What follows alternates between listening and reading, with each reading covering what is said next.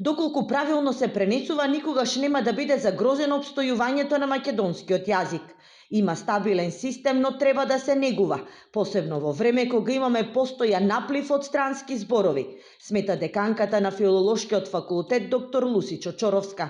Според неа, вистинското негување на јазикот почнува од дома и родителите, а потоа продолжува во училишните клупи. Никогаш не треба да се плашиме за иднината на нашиот јазик. Меѓутоа, како се нешто, и на јазикот му треба постојано негување, под наводници негување, имајќи предвид дека се работи за жив организам. Тоа е жива материја која што постојано прима нешто ново, нешто изфрла, се примаат интернационализми.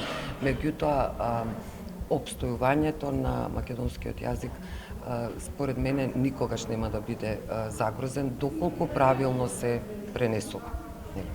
На рафтовите во библиотеките постои цел арсенал со кој може да се одбрани постоењето на македонскиот јазик и идентитет.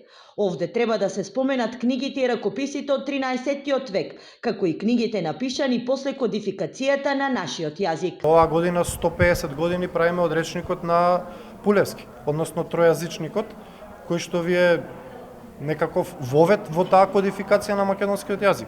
Го имаме исто и за македонските работи од Мисирков 1903 година, значи зборам за изданија пред 44-та кои се некаков начин да се кодифицира македонскиот јазик.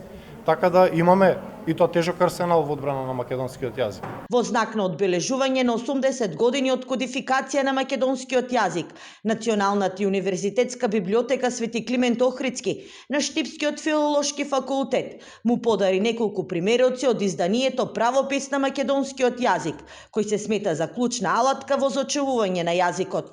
Во Националната библиотека има дигитализирано над 1 милион книги, а предност се дава на книгите кои се сметаат за културно наследство.